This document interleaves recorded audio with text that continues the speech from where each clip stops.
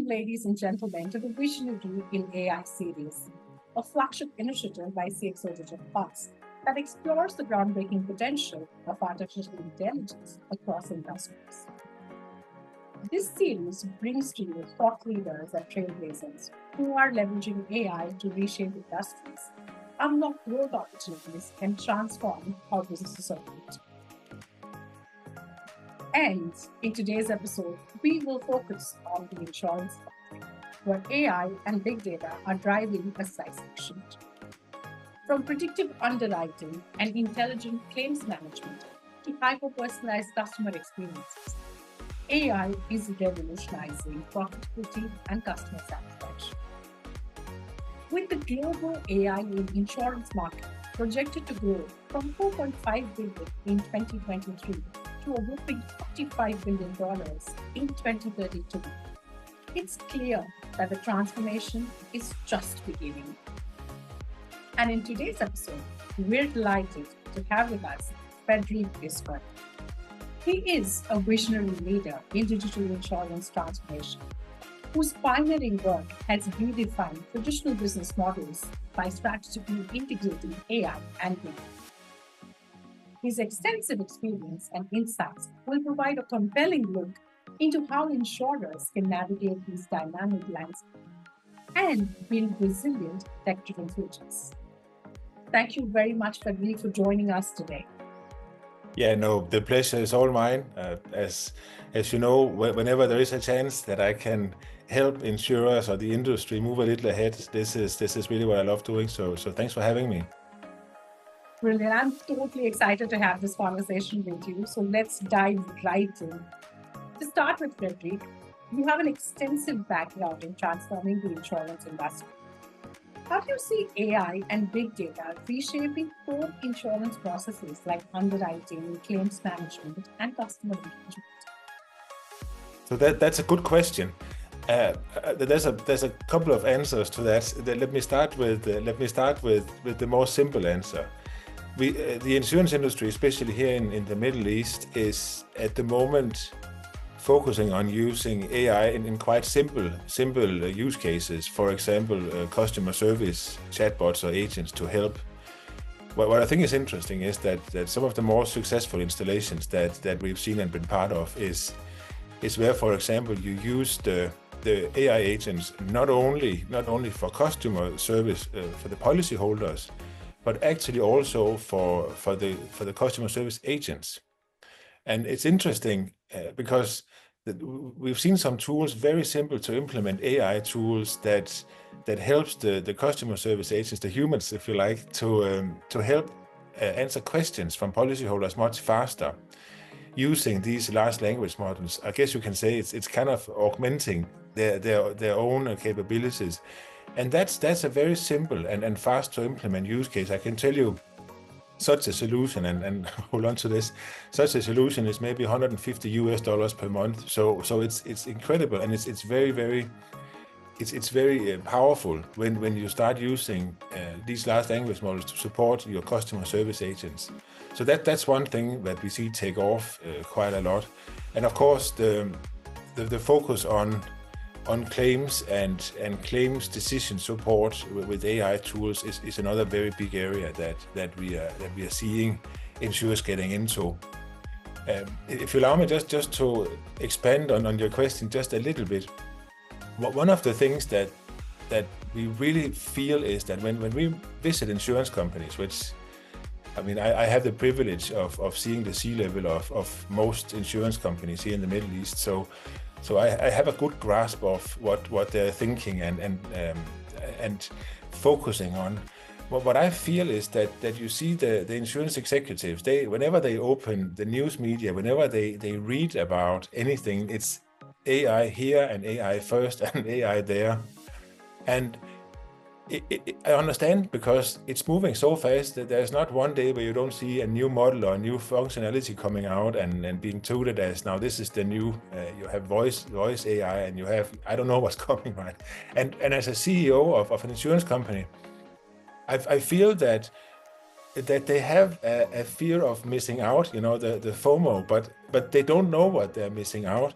and that's quite polarizing. So on one side, if you can imagine, you have insurance CEOs at C-level who know that they have to do something in AI, but on the other side, they actually don't know what they should do. And one of the things that I'm working with quite extensively is to help the managers or insurance companies to bridge that gap or navigate that gap by saying, yeah, there is a lot of things going on in AI, but for you, and at the point where you are as an insurance industry, because the insurance industry is not very advanced in the Middle East on AI. So a very important point for us is try to help the insurers understand, yeah, it's important that AI is really here and has been here for some time now, but try not to get too caught up in whether you should be using Grok 3 or DeepSeek or ChatGPT or Gemini or what have you, and instead try and focus on what are the actual use cases that you have for your specific insurance organization. So for me, that's step number one, and step number two is when you have had, I guess you can say, the scope of the areas where you would like to work, find use cases in your organization, then try not to overthink. And that's why I like to start with this very simple example of the customer service agent augmentation with AI agents or large language models, because it's very cheap, it's very, I guess you can call it non-intrusive to IT systems and existing processes, and it gives a good feeling of how powerful AI is.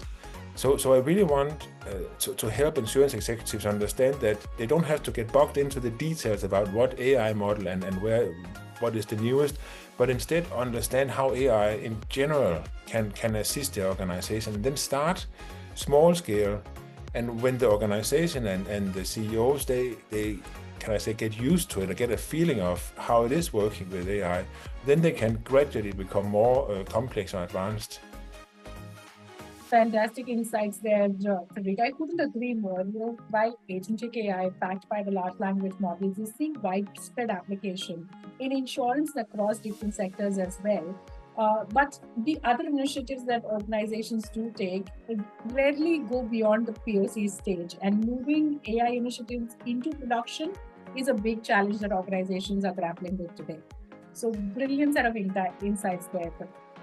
Uh, let's now move forwards to my next question and sort of segue into a digital first strategy in insurance. And you having spearheaded digital first transformations, I'd like to ask, what are the most significant challenges that traditional insurers face when adopting a digital first approach, and what would some of the solutions be to overcome these obstacles? I guess the most complex challenges that they face is people, cultural resistance to change, existing silos, reward systems in the organization, because you're typically rewarded by how your team is performing in front of the market. And if you are asked to change the way you're working or change the way that you're thinking business, you could be worried about your performance and therefore have a higher resistance to change. Under the people, you also have lack of talent or lack of AI capabilities. It's difficult to think digital first and AI first if you don't have a clear idea of what it actually is. And that also increases your resistance to challenge, because to change, because if you don't know what it is, you're more likely to not want to learn or do about it, right? So people is an extremely important factor. You have the second most, it is the most important factor, right? In my world, the second most important factor is processes, which is kind of a derivative of people, because people are working in processes. But thinking digital first also requires you to rethink your processes, rethink how you work with your partners, with your customers, with your policyholders, but also internally in your organization. And starting to change processes first step is to understand how your processes look. And as I said earlier, we have the privilege of working with 40 plus insurers here in the region. And I can tell you, none of them maybe but a few have a clear process mapping of how their processes look today. So the whole enterprise architecture, what are we actually doing today, is not properly documented. And it's very, very difficult to start thinking digital first or AI first if you, pardon my French, if you don't even know how your organization is supposed to work. So that's another hindrance to getting started fast, because let's look at our underwriting process. That's fine. What are we doing today? And then you have 10 different underwriters and they have 10 different ways of working, because that's how they used to do. And now you come and want to help defining a digital way of working, for example. But it becomes complicated. So a first step is to actually map out what they're doing today, and that is a project in itself, which is also a blocker to change. And of course, the last, but definitely not least, is your systems. Insurance companies, they work with decade-old legacy systems that have been developed over time. They typically have a monolithic architecture, which means that if you have to do a change, you have to make an impact analysis to see if I'm changing something down here, how would that impact something over here, right? And that alone also takes time. And many insurers, I have to say, are also working with the AI, API isolation layers, but it takes time, and it takes a long time. And making sure that your legacy systems are kept working at while you're working with APIs and new systems on top or by the side of this, it's a complex project. So that there is a need to rethink how you are working with AI first or digital first, definitely. But these, of course, are the three factors: the people, the processes or lack of processes, and legacy systems and IT. Well, I couldn't agree more. And when you put all of those three together, which is the resistance to change, addressing legacy systems, and of course the skills gap, all put together is a huge elephant to actually move. So yes, it is a time-consuming process, and I completely concur with that assertion. For my next question, Pradeep, insurance as a business has certain traditional business values. And with digitization coming to the fore, we're seeing a lot of organizations actually embrace disruptive technologies to build resilience models. How exactly do you, as a leader, foresee the fine balance between both the traditional business values and the disruptive technologies being met while still delivering the kind of outcomes that an organization would want to? Honestly, from an insurance industry perspective, I don't see or foresee much disruption. To be very honest, I think our industry will have to settle for evolution and not revolution. It's a very conservative industry.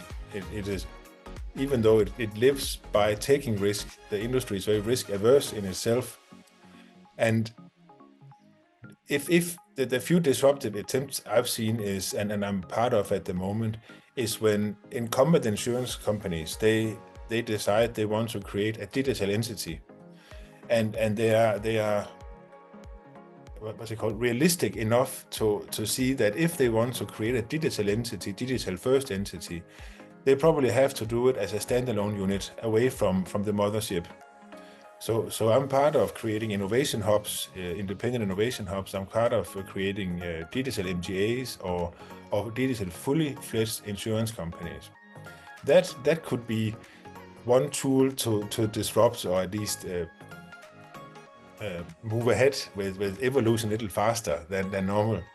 From an incumbent insurance perspective, the way that we typically work with this kind of AI first thinking, not necessarily disruption, but at least fast tracking customer service or claims management via AI, is by understanding, again, we need to understand the existing processes. So first step is we have to understand the processes, but then second step is to look at the processes that you have in your organization, identify where you have value that are delivered either to internally in the organization or external, and if there is a pain point in delivering that value.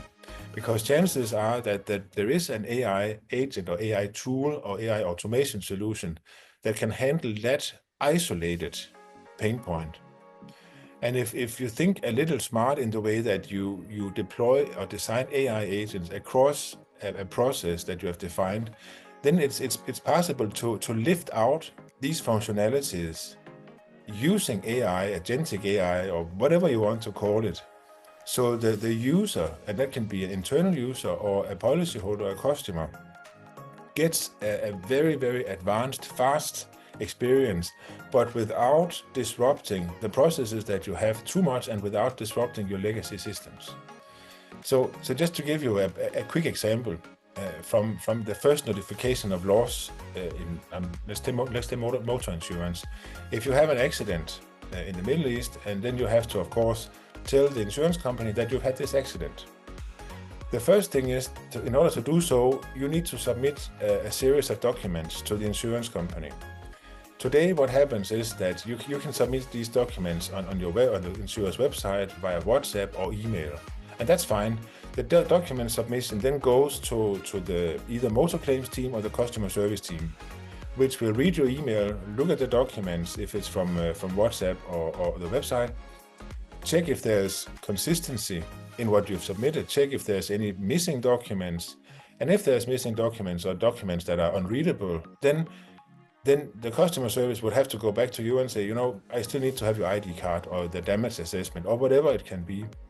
And when you didn't get all the documents, then you have to check for consistency across the documents. Is it Frederik's name across all the documents?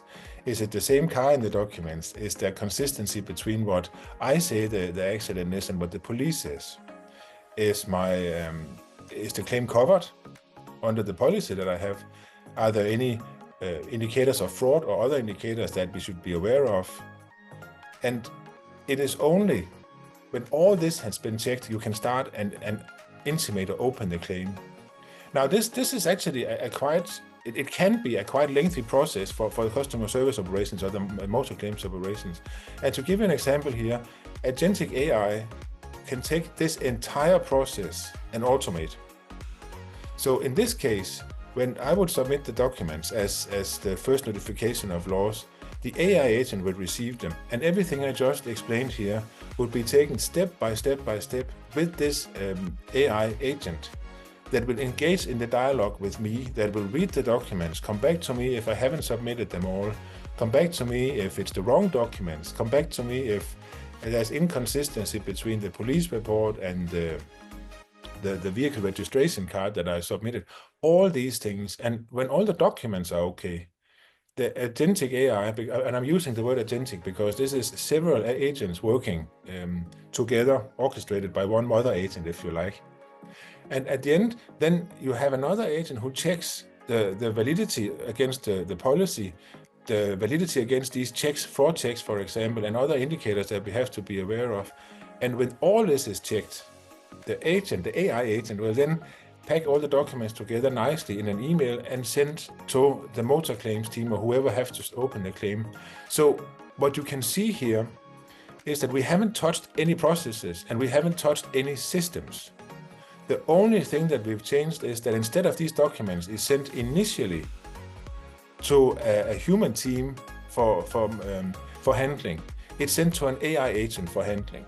So the whole tedious process of getting the documents, checking the documents, triple checking the documents, trying to get them again, is automated now. And the customer, they get instant feedback if the documents are uploaded correctly, right? Whereas otherwise you could typically have time, you'd have to wait. You send a WhatsApp, and then when customer service have time, they will look at it and say, this is not the right thing. And then you start again. Here it is instant. So that's just one example of how you can lift out these pain points and use AI automation to help, and that is taking off because it's very cheap and it's very, very doable.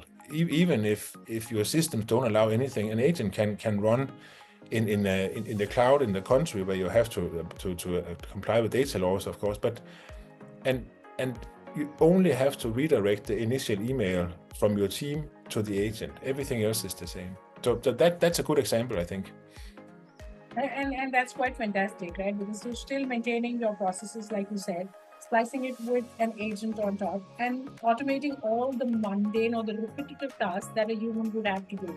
that takes Exactly. out the role of humans while still giving the speed to market that your business would require in settling claims. So, fantastic example there. But let's now talk about the future of insurance in the MENA region. And given your leadership and extensive experience in the region, what unique opportunities and challenges do you foresee in the region, especially while leveraging AI and big data to transform the entire industry landscape? I think with what we're seeing now, not only with AI, but also the way that consumer behavior and expectations are shifting, I would foresee that you will see two major shifts in the product area. You would product and distribution area.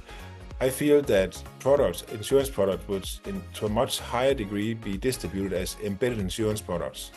Like, from if you buy something from Amazon, you can click a little checkbox to get an extended warranty on the TV. And when the last 10, 15 years, it's been like this, when you buy a flight ticket, then you can click a box and then you get embedded insurance, travel insurance. That will be on the rise. That will be from microservices also. When you take an Uber trip, you can buy insurance for that specific trip. So insurers have to think, because insurance is inherently not something that anybody wants to buy, right? It's a product that we buy when we are forced to. Otherwise, we would rather save that money. So insurers have to start thinking of where is it our customers, they are actually interested in buying products, like furniture or fashion apparel or watches or whatever you like to buy. And how do we get to these points of sales and add our extended insurance or our insurance product to that? For insurers, that have huge implications, because how do you first of all configure your legacy systems, your IT systems, to handle this kind of new products to a much larger extent than we are seeing today? It's getting into micro insurance, and how do you underwrite this, and how do you set your systems up? But even more importantly, how do you manage the connectivity between whatever the retailer wants and your product? Because when you are talking embedded insurance, then retailers and customers, they don't care about the brand of insurance, right? So the retailers will always select the insurance company that has the easiest way of connecting. And that leads on to a next problem or question, and that is how do we manage claims?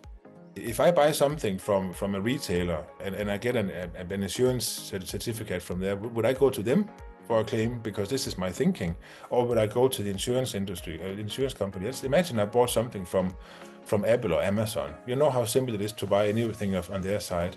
And then I'm directed to insurance company here in the Middle East, where, oh no, you have to come to our offices with the needed documentation to submit it. It's a complete broken customer experience, and you can't have that. So I see that the thinking of embedded insurance is definitely going to be much more prevalent in the industry, and the insurance companies, they really have to understand how does that change the way we approach our markets, and even more importantly also our product development, because it's a different set of products that we're working with and looking into. Well, quite fantastic there, and I can see the entire future moving from just the traditional insurance products to micro insurance and claim settlement, sort of improving in that segment with the use of both AI and big data. So thank you, Frederik, for those insights. That actually brings me to my favorite section of the entire interview, which is the rapid fire question. And I'd like to understand from you, the first thing that comes to our mind, what is the single most game-changing technology for the future of insurance? Is it AI, big data, or blockchain? That is the upcoming AI agents, with the example that I gave you earlier. This is the single most close to revolutionary technology, for sure, because again, to repeat myself, this is now allowing the insurance companies to make major AI or digital first strides without disrupting their existing IT systems and processes. So that will be a game changer. Fantastic. So agentic AI seamlessly front-ending the legacy infrastructure that's already in place to give that out. Brilliant. Perfect. Thank you very much, Frederik, for being with us and doing this entire piece with us. I've had an amazing conversation and couldn't thank you enough. No, thank you. It was my pleasure. It's always fantastic talking about something that's so close to my heart. So thanks for listening also. Brilliant. Well, so ladies and gentlemen, as we've seen today, the fusion of AI and big data is not just transforming the insurance industries, is redefining what's possible. From streamlining operations to delivering unparalleled customer experiences front-ended with agentic AI, the future of insurance is actually being built on a foundation of innovation and intelligence. Well, this is just the beginning of our Visionaries in AI series on CXO Digital Pulse, where we will bring you insights from the brightest minds shaping the future of technology and business, just like we have done with Frederick today. So stay tuned for more thought provoking conversations with global leaders who are driving change across industry. And if you found this session insightful, don't forget to like, share, and subscribe to CXO Digital Pulse for more expert discussions, actionable ideas, and visionary perspectives. Join the conversation and be a part of the journey towards a smarter and more connected future.